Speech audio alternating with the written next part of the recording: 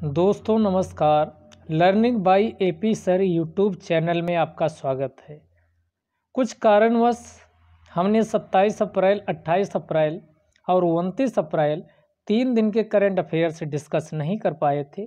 तो आज इस वीडियो में 27, 28 और 29 अप्रैल 2020 के इम्पॉर्टेंट करंट अफेयर्स डिस्कस करेंगे, ताकि आपका किसी भी दिन अप्रैल माह का पूरा कंप्लीट हो जाएगा। 4 अप्रैल से हमने शुरू किया था डिस्कशन, लेकिन 1, 2, 3 अप्रैल के बीच बीच के वीडियो में हमने इंक्लूड कर लिया था। तो ये वीडियो के बाद आपका अप्रैल महीने का पूरा कंप्लीट करंट अफेयर्स हो जाएगा।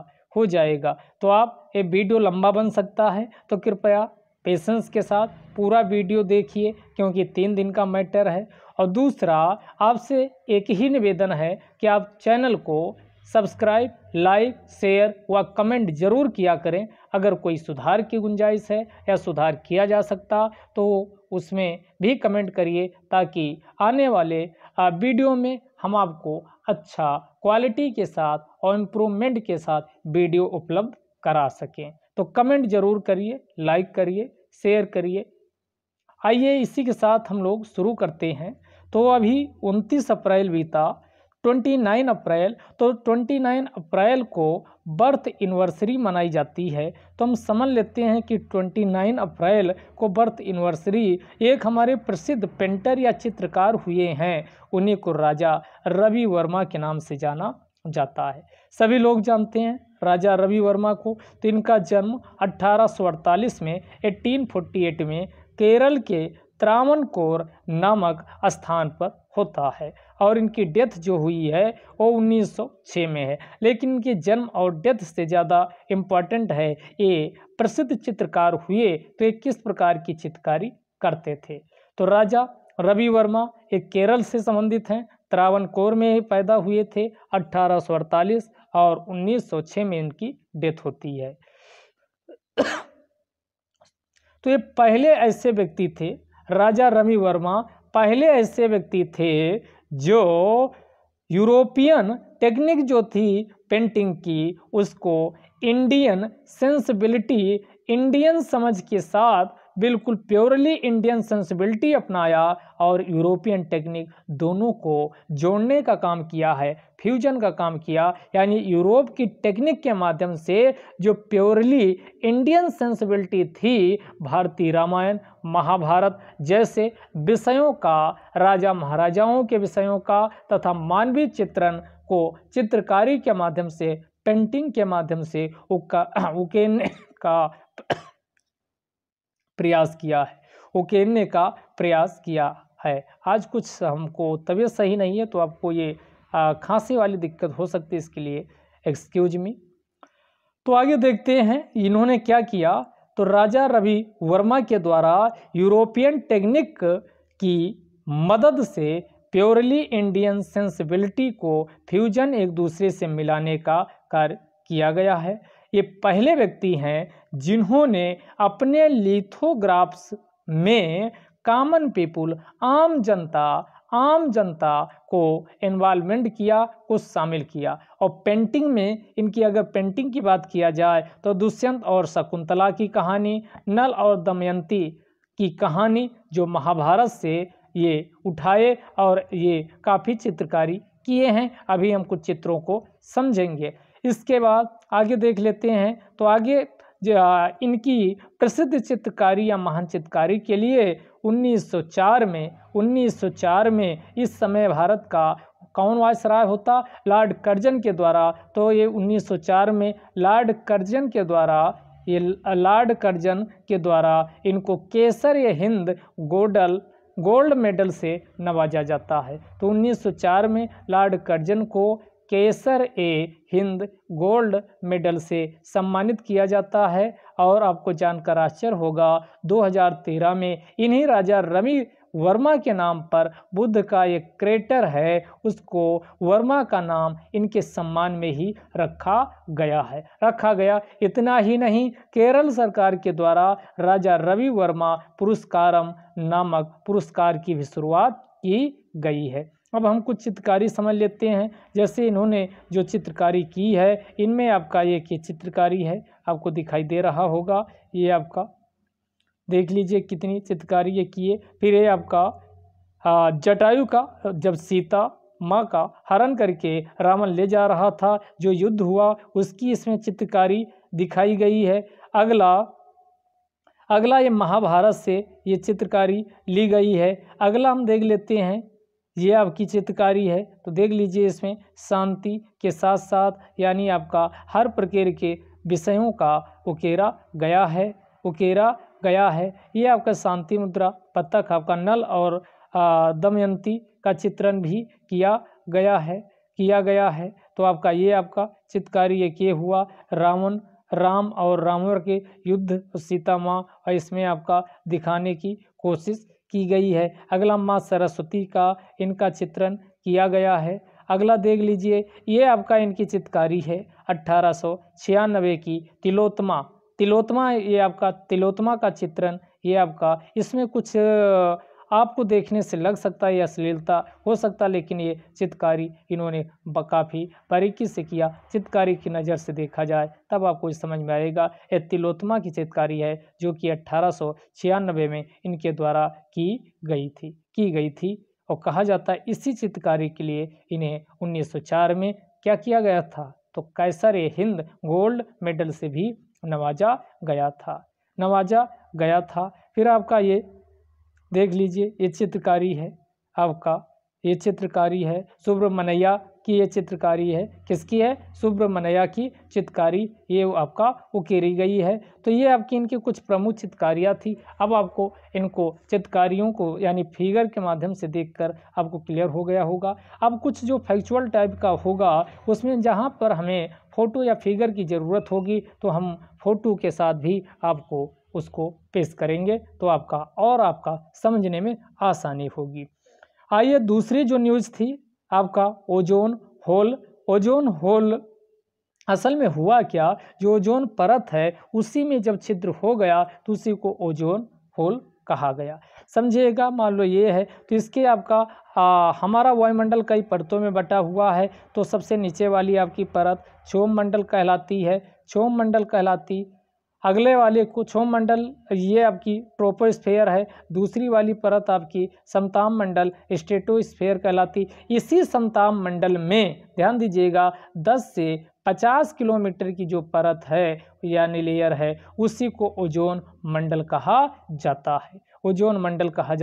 अब आपका ये क्लियर हो गया होगा। तो इसी ओजोन मंडल में पाई जाने वाली ओजोन परत में छिद्र हो गए थे, उसी को ओजोन होल के नाम से जाना गया था। तो ओजोन होल ये आपका सबसे ज़्यादा लार्जेस्ट ओजोन होल जो हुआ था, तो मान लो ये पृथ्वी है, ये विषुवत रेखा से बांट लीजिए। ऊपर वाला उत्तरी गोलार्ध नदन हेमिस्फीयर और निचला वाला हिस्सा दक्षिणी गोलार्ध या सदर्न हेमिस्फीयर कहलाता। तो ये वाला रीजन जो ये आपकी बना रहे हैं यानी आपका 90 डिग्री के आसपास का क्षेत्र, ये आपका क्या कहलाता, इसी को आर्कटिक क्षेत्र कहा जाता। और आपको जानकर आश्चर्य होगा सबसे यानी बिगेस्ट या सबसे बड़ा जो ओजोन का छिद्र हुआ था इसी आर्कटिक क्षेत्र में हुआ था। तो अभी आपका ये न्यूज में क्यों है, तो क्योंकि अभी जो न्यूज आई नॉर्थ पोल में, ध्यान दीजिएगा, नॉर्थ पोल में जो आपका लार्जेस्ट ओजोन होल हुआ था वो हील्ड इटसेल्फ, ये स्वयं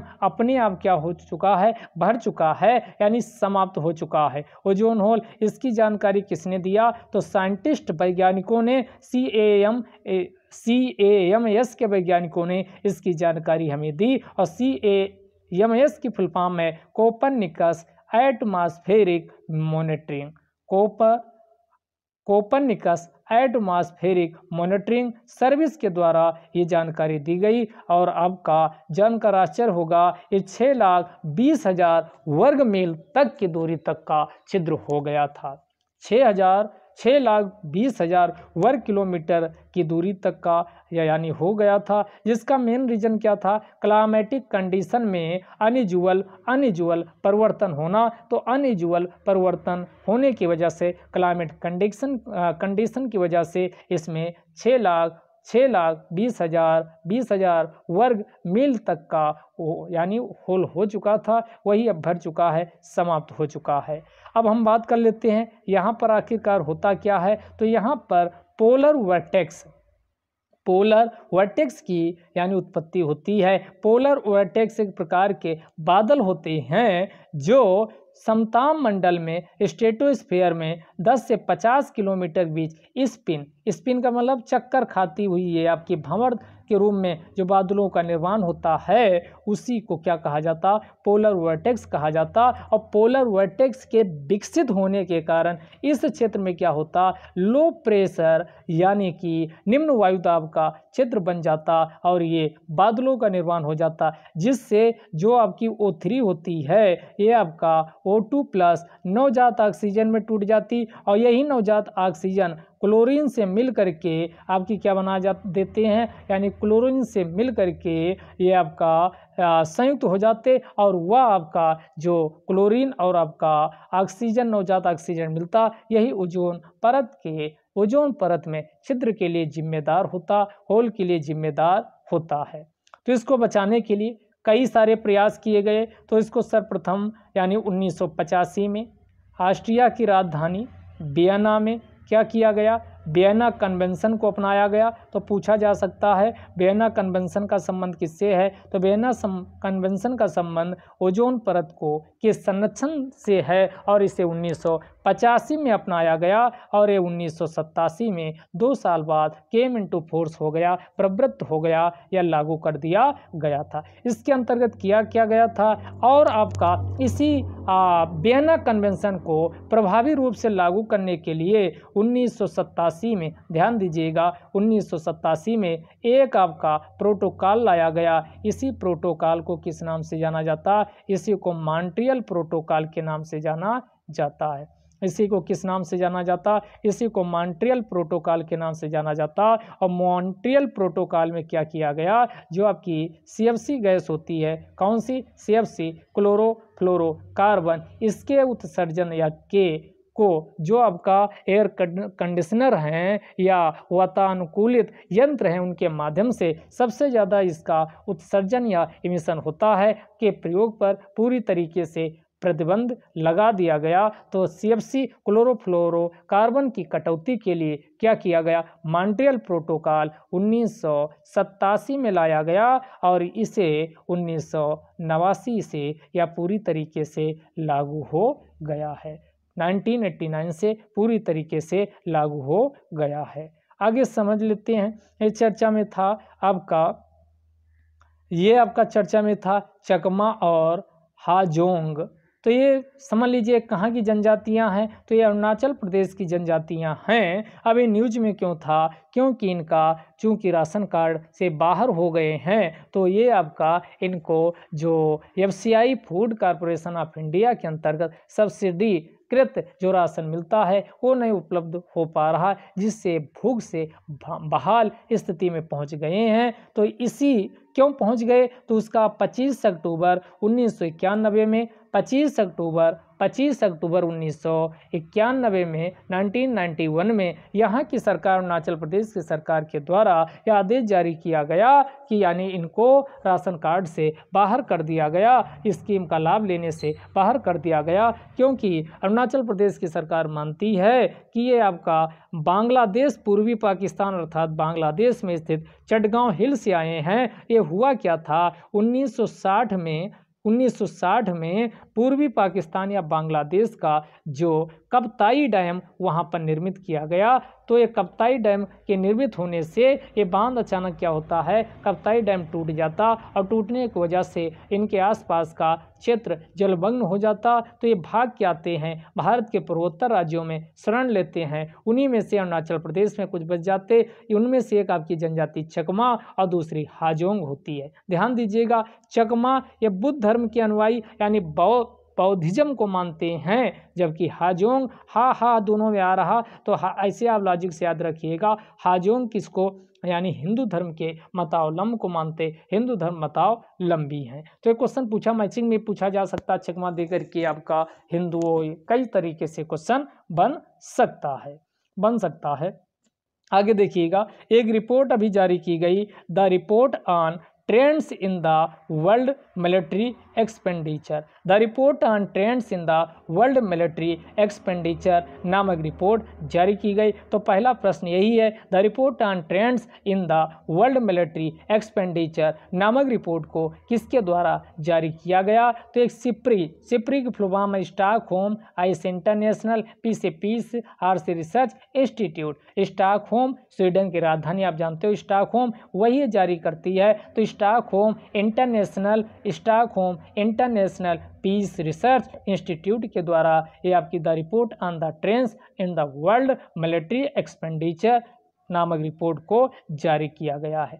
अब इसमें देख लेते हैं क्या हाईलाइट किया गया। तो ये बताया गया कि विश्व में मिलिट्री पर सबसे अधिक जो एक्सपेंडिचर या व्यय या खर्चा करते हैं, तो इनमें टॉप 3 कंट्री कौन है? तो टॉप 3 में इंडिया भी शामिल। सबसे ज़्यादा आर्मी पर कौन खर्चा करता? मिलिट्री पर आपका यूएसए, अमेरिका के द्वारा खर्चा किया जाता। स्वाभाविक है अमेरिका सबसे ज़्यादा आपका खर्चा करता। नंबर 2 पे चाइना है और नंबर 3 पे कौन है? इंडिया है। इंडिया इस रिपोर्ट के मुताबिक, या ऐसे क्वेश्चन आपके पीसीएस उनमें और आईएएस उनमें पूछ ही लिए जाते कभी कभार रिपोर्ट से, और पीसीएस में खासकर ज़्यादा पूछे जाते। तो सबसे ज़्यादा विश्व में मिलिट्री पर जो पैसा खर्चा करता वो आपका अमेरिका है, नंबर 2 पे चाइना है और नंबर 3 पे भारत है। अगर हम भारत के संदर्भ की बात करें तो 1990 से कंपेयर की गई 2019 के बीच, इसमें कहा गया भारत ने मिलिट्री पर जो खर्चा किया उसमें 259% की क्या किया है?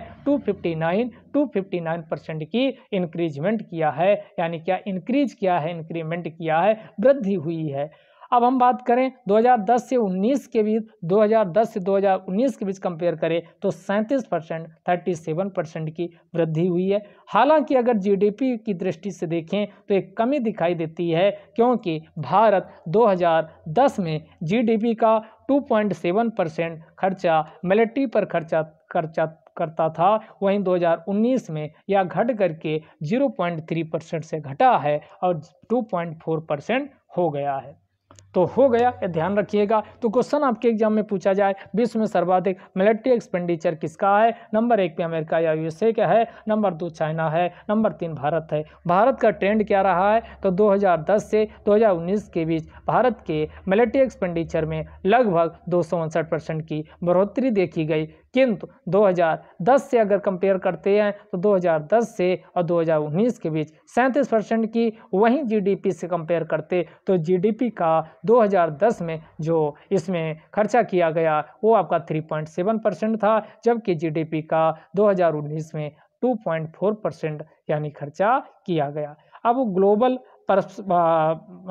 वैश्विक परिदृश्य पे नज़र डालते हैं तो ग्लोबल रिव्यू देखते हैं तो वैश्विक परिदृश्य क्या बताता? कहा गया कि 2019 में 1917 बिलियन यूएस डॉलर यानी खर्चा किया गया। पूरे विश्व में अगर बात किया जाए कि मिलिट्री एक्सपेंडिचर कितना रहा है तो 1917 बिलियन यूएस डॉलर रहा, जो पिछले 3 दशकों में सर्वाधिक है। पिछले 3 दशकों में सर्वाधिक है और 2018 में 3.6% से ज़्यादा की वृद्धि यानी देखी गई है, जो कि 2010 के बाद अब तक की एनुअल वार्षिक लार्जेस्ट यानी ग्रोथ है मिलिट्री एक्सपेंडिचर का। 2010 के बाद का सबसे ज़्यादा वृद्धि 2018 में देखी गई, जो कि 3.6% रही है। अब टॉप 5 कंट्री की बात करें तो अगर टॉप 5 कंट्री को देख लें तो टोटल एक्सपेंडिचर का लगभग 62% 62%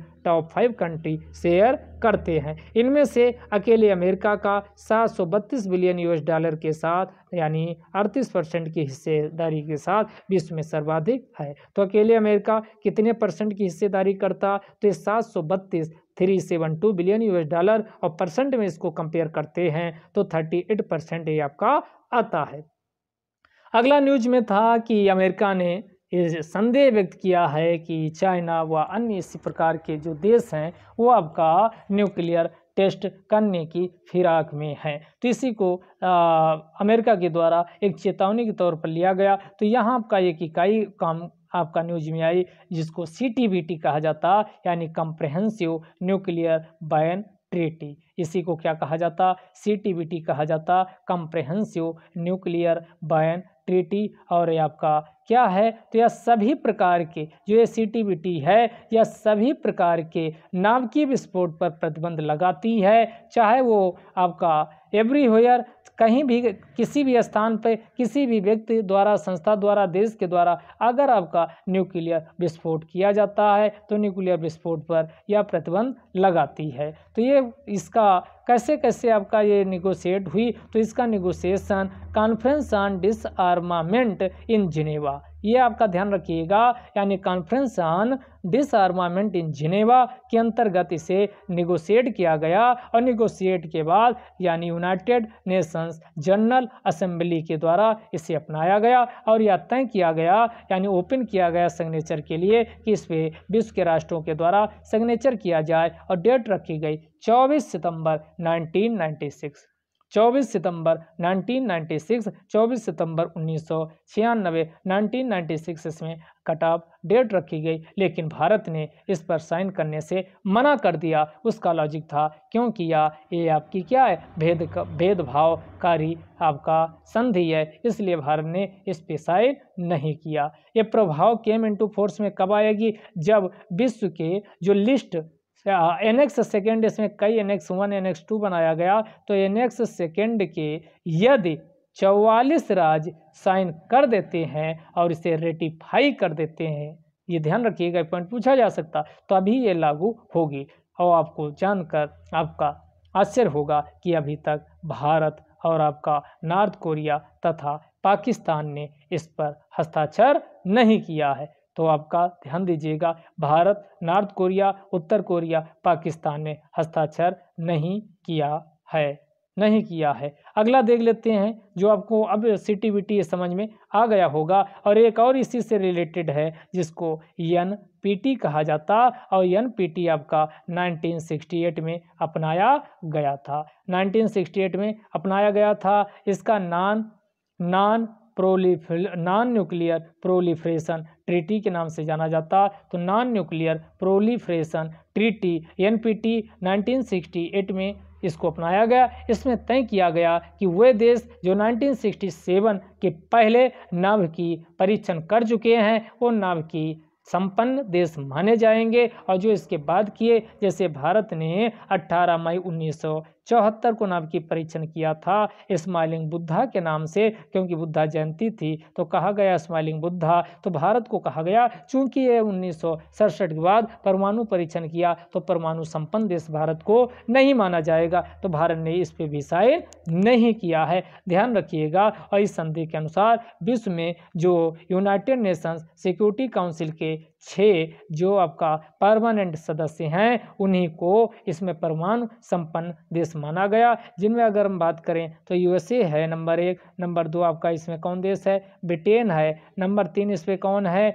सोवियत संघ या आज का रसिया, इसमें 3 है। तो 3 देश ये हो गए, अमेरिका हो गया, ब्रिटेन हो गया और आपका रसिया हो गया। और रसिया के बाद फिर आपका कौन हो गया? तो आपका चाइना हो गया। चाइना ये आपका चौथे नंबर पे हो गया। 5वें पे आपका कौन हो गया? इसमें फ्रांस हो गया।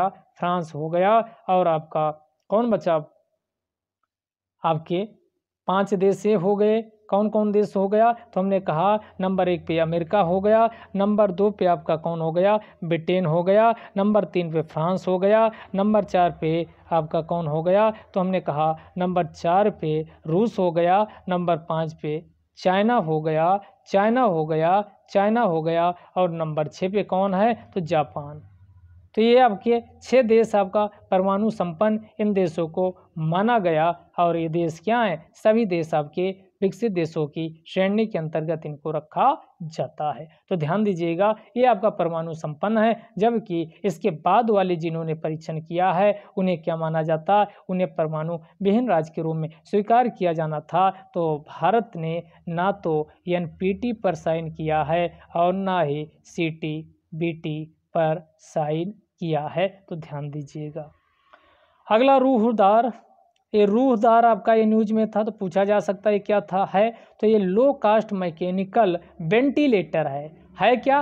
वेंटिलेटर वेंटिलेटर और इसका विकास किसके द्वारा किया गया? आईआईटी बॉम्बे के वैज्ञानिकों के द्वारा, टीम के द्वारा किया गया। और एक वेंटिलेटर की कीमत सस्ती है, यानी 10,000 के आसपास है, और इसके माध्यम से बहुत कम समय में कोविड-19 के पॉजिटिव व नेगेटिव केस के बारे में हम बता सकते हैं। तो क्वेश्चन पूछ लेगा, रूहदार आपका हाल ही में विकसित किया गया, ये किसके द्वारा? आईआईटी बॉम्बे के द्वारा। है क्या? वेंटिलेटर है, और इसकी कीमत कितनी है? एक वेंटिलेटर की कीमत 10,000 रुपये है। लो कास्ट मैकेनिकल वेंटिलेटर है, तो ये ध्यान से समझिएगा। अगला आपका इंपॉर्टेंट है, ध्यान समझिएगा। ये बासो जयंती मनाई गई। हर साल बासो जयंती कब मनाई जाती? तो ये आपका 26 अप्रैल 2020 को बासो जयंती मनाई जाती। जो ऐसी जयंतियाँ होती है उससे आपका ISPCS में क्वेश्चन सीधे जाके वो आपका बना दिए जाते। तो ध्यान दीजिएगा। तो ये 26 अप्रैल 2020 को यानी बासो जयंती मनाई गई। और ये बासो अब का बात करें तो इन्हें बासो या इसी को बासवन्ना के नाम से जाना जाता है। तो जो बासवन्ना थे ये 12वीं शताब्दी के, बारहवीं शताब्दी के महान कवि एवं दार्शनिक थे तथा लिंगायत आस्था के संस्थापक माने जाते। अगर पूछा जाए लिंगायत, ये आपका वीरशैव की एक शाखा थी, आपका कापालिक कालामों उन्हीं में से एक थी लिंगायत आपका शाखा। तो लिंगायत आपका आस्था के संस्थापक कौन है? तो बासवन्ना या बासो को माना जाता है। ये आपका मैप है, मैप में आपका ये कर्नाटक है, कर्नाटक वाले क्षेत्र में कन्नौर, तो ये कन्नौर वाले क्षेत्र से संबंधित थे। तो बासवन्ना थे कौन? एक महान दार्शनिक, राजनेता, स्टेट्समैन, कवि, पोएट और समाज सुधारक, सोशल रिफॉर्मर थे। ये किस काल के हैं? तो इस समय जब ये बासवन्ना ये आपका यहाँ पर समाज सुधारक की बात कर रहे थे, तो यहाँ आपका कलचुरी वंश था, और कलचुरी वंश के राजा बिज्जाल फर्स्ट के समकालीन थे। अगर पूछा जाए बासवन्ना किसके समकालीन थे? तो कलचुरी डायनेस्टी या वंश के राजा बिज्जाल फर्स्ट के समकालीन थे। तो इन्होंने उस समय चूंकि दक्षिण भारत में ब्राह्मण वर्ग प्रभुत्वशाली था, उसका डोमिनेंस था, तो उसके द्वारा छुआछूत, अंधविश्वास, रूढ़िवादिता, कर्मकांड इत्यादि को बढ़ावा दिया जा रहा था। तो पहली बार होगा कि आपका जो बासवन्ना होंगे वो आपके ब्राह्मण वर्ग के द्वारा, जो ब्राह्मण वर्ग के पुरोहित थे उनके द्वारा कर्मकांड, अंधविश्वास और आपका ये जो छुआछूत की भावना थी उसको मिटाने की कोशिश की जाएगी और उस पर सीधा तीखा प्रहार किया जाएगा। तो सामाजिक जागरूकता को फैलाने के लिए कि जो आपकी लोअर कास्ट है, निम्न जात है, ये किसी भी कीमत से ब्राह्मणों से कम नहीं है, तो ये कविताओं का सहारा लेंगे। तो सामाजिक जागरूकता, सोशल अवेयरनेस के लिए जिन कविताओं को रचा और गा करके बताया गया उन्हीं को वचन के नाम से, वचनाज के नाम से या वचन के नाम से जाना जाता है। तो पूछ लेगा वचन क्या है आपका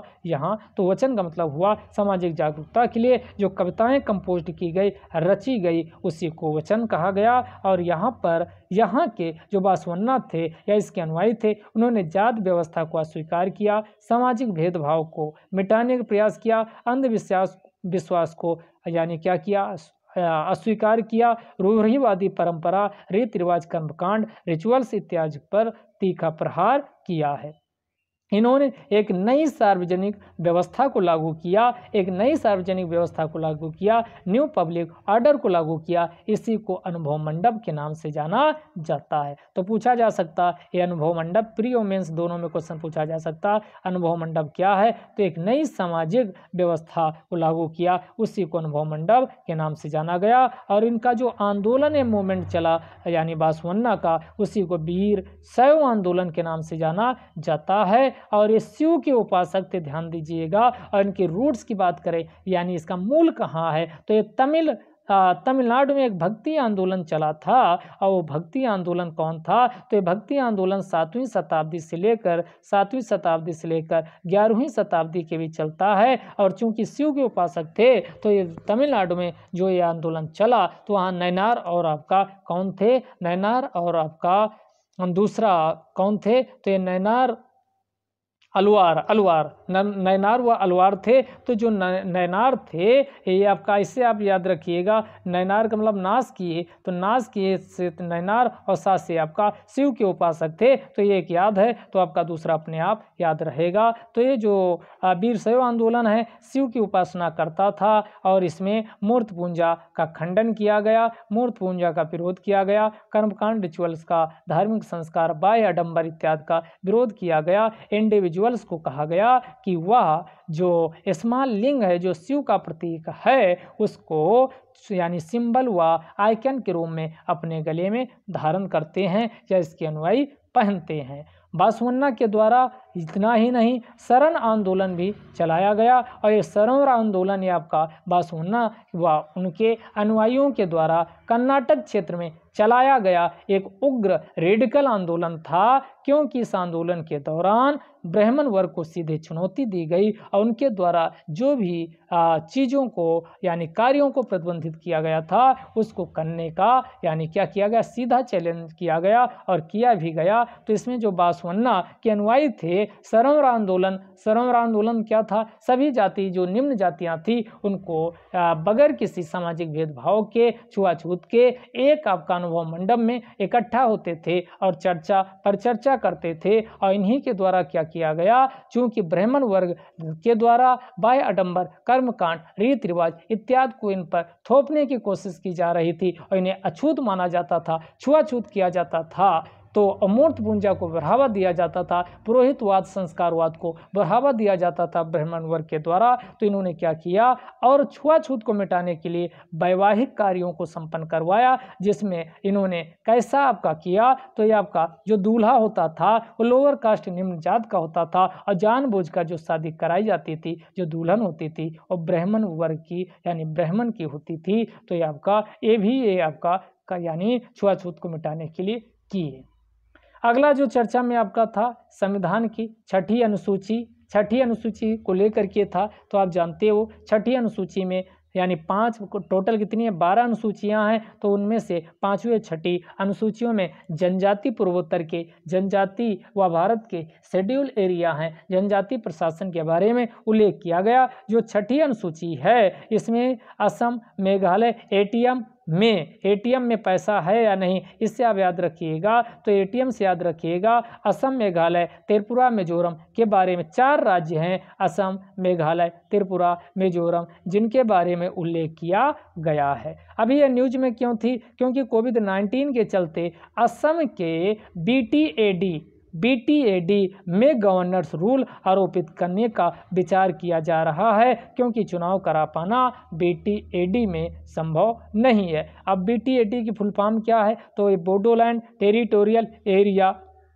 डिस्ट्रिक्ट के नाम से जाना जाता, जिसका उल्लेख छठी अनुसूची के अंतर्गत किया जाता है। तो बीटीएडी क्या है, असम का एक स्वायत्त शासी जिला इसी को कहा जाता और इसी को बोडोलैंड टेरिटोरियल एरिया डिस्ट्रिक्ट के नाम से जाना जाता। बीटीएडी यानी बीटीएडी का मतलब हुआ बेटी और उसके बाद एडी, तो बीटीएडी क्या हो जाएगा, बोडोलैंड टेरिटोरियल और इसके बाद एरिया डिस्ट्रिक्ट, जिसका यानी गठन छठी अनुसूची के अंतर्गत किया जाता और इसका जो प्रशासन देखा जाता है बोडोलैंड टेरिटोरियल एरिया डिस्ट्रिक्ट, ये किसके द्वारा प्रशासित होता है, तो ये बीटीसी के द्वारा। सभी कुछ लोग बीटीसी पहले जो अब डीएलएड हो गया इसी को बीटीसी कहा जाता था। तो ये बीटीसी के द्वारा क्या होता प्रशासित, लेकिन यहाँ बीटीसी का मतलब वो बीटीसी नहीं, यहाँ बोडोलैंड टेरिटोरियल काउंसिल है। तो ये प्रशासन किसके द्वारा किया जाता, बोडोलैंड टेरिटोरियल काउंसिल के द्वारा किया जाता। और बीटीएडी के अंतर्गत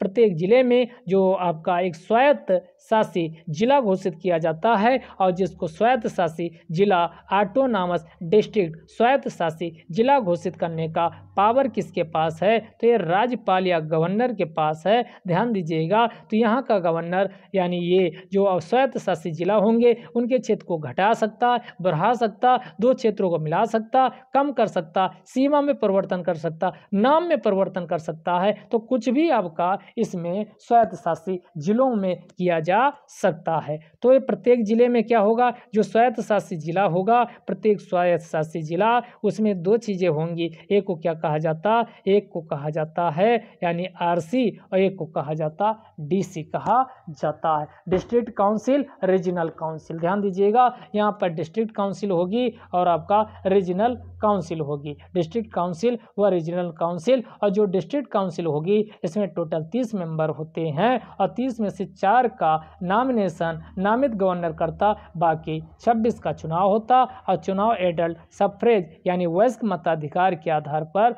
होता है यहाँ की जनता के द्वारा, जनता के द्वारा। तो ये आपका अब समझ में आ गया होगा। BTAD क्या था, बोडोलैंड टेरिटोरियल एरिया डिस्ट्रिक्ट था और इसका जो प्रशासन देखता उसी को BTC कहा जाता, बोडोलैंड, और टी से आपका टेरिटोरियल और आपका BTC से काउंसिल कहा जाता है, काउंसिल के नाम से जाना जाता, वो प्रशासन देखती है और एक स्वायत्त शासी जिला इसके अंतर्गत प्रत्येक जिले में गठित किया जाता और उसमें आपका दो चीज़ें होती है, एक DC होती है डिस्ट्रिक्ट काउंसिल और दूसरा रीजनल काउंसिल होती है। आगे देख लेते, तो इसी में कुछ परिवर्तन लाने के लिए 125वां संविधान संशोधन विधेयक प्री व मेंस दोनों के लिए इम्पोर्टेंट है, तो इसको लाया गया। अब तक जो आपकी छठी शेड्यूल है, छठी अनुसूची है, टोटल 10 स्वायत्त परिषदों का यानी आपका ऑटोनॉमस काउंसिल का गठन किया गया। तो कितने ऑटोनॉमस काउंसिल हैं, तो यानी 10 स्वायत्त शासी जिलों का गठन किया गया। तो इसमें कहा गया इनकी वृद्धि की जाए,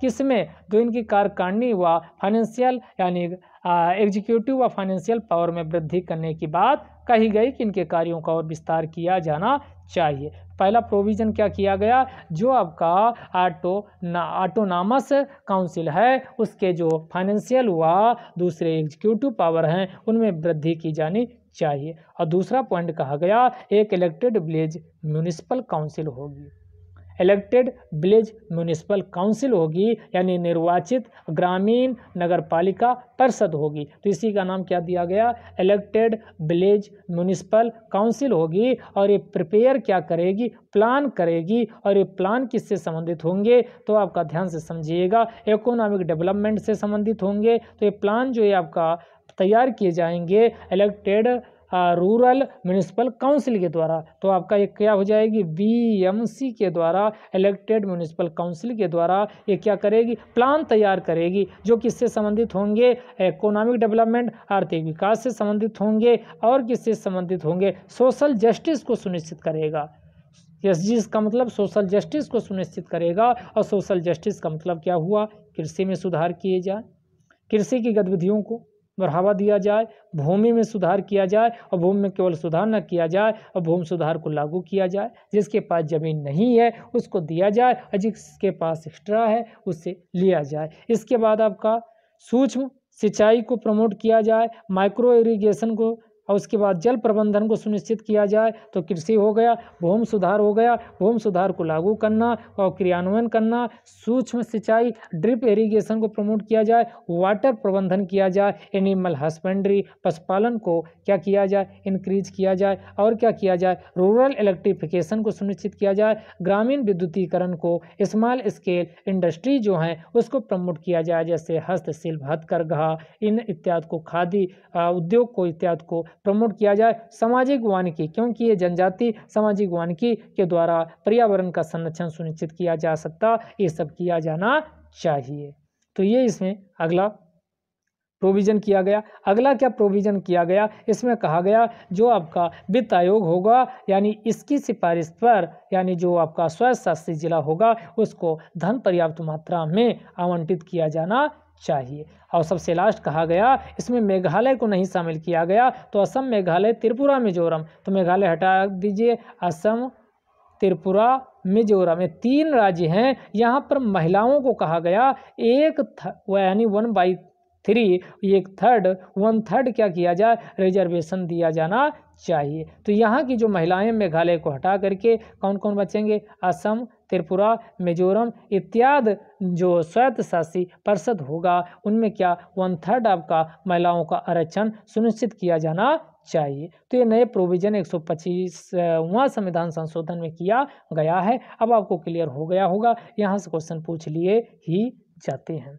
अगला आपका इम्पॉर्टेंट न्यूज में था हाइड्रोजन फ्यूल, यानी हाइड्रोजन ईंधन को लेकर के था। तो आपने देखा कि पॉल्यूशन बहुत ज़्यादा इंक्रीज होता जा रहा है, तो हम आपका ग्रीन फ्यूल की ओर लगातार, इको फ्रेंडली फ्यूल की ओर लगातार सतत हैं, उसकी ओर बढ़ते जा रहे हैं। तो उसी में से अभी हाइड्रोजन फ्यूल का उपयोग करते हुए क्या किया गया, यानी आपका 10 बसें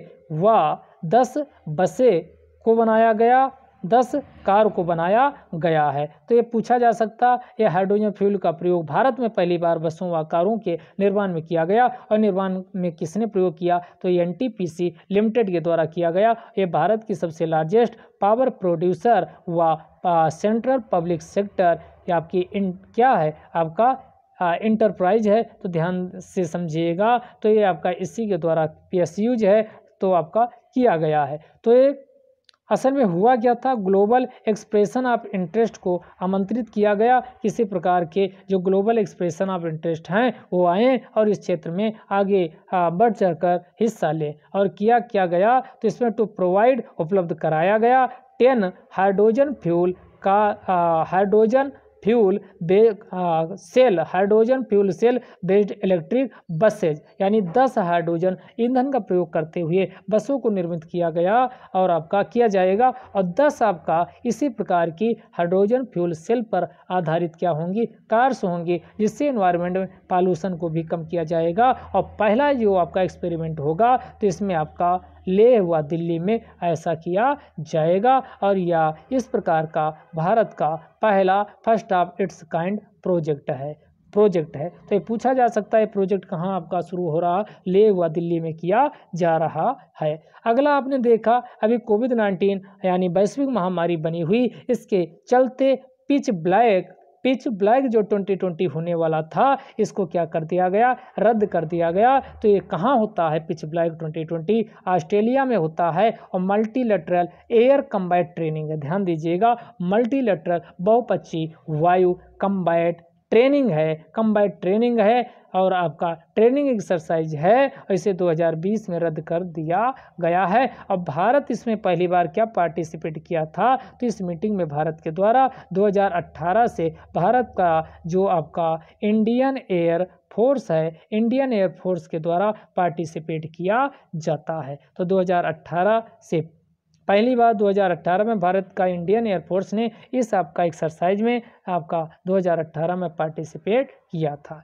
इसका उद्देश्य क्या होता है, उपलब्ध करवाना यूनिक अपॉर्चुनिटी, अद्वितीय अवसर फॉर एक्सचेंज ऑफ नॉलेज के आदान प्रदान के लिए एंड एक्सपेरिमेंट्स, और आपका ज्ञान के वितरण के लिए with forces across the globe, विश्व के सभी राष्ट्रों के बीच की सेनाओं के मध्य, यानी क्या करवाना, यानी ज्ञान का आदान प्रदान करवाना होता है। इन ए डायनामिक वारफेयर इन्वायरमेंट, अगर डायनामिक का मतलब हुआ जो आपका गतिशील कोई युद्ध की स्थिति उत्पन्न हो जाती है, तो ऐसी स्थिति में कैसे निपटा जाए, तो ऐसी स्थितियों से निपटने के लिए आपका ज्ञान का एक्सचेंज, आदान प्रदान व अनुभव का आदान प्रदान कराया जाता है। उसी को पिच ब्लैक 2020 के नाम से जाना जाता है। अब आपका ये क्लियर हो गया होगा। आगे आते हैं, आपका ये आज का डिस्कशन समाप्त हुआ। Thank you very much.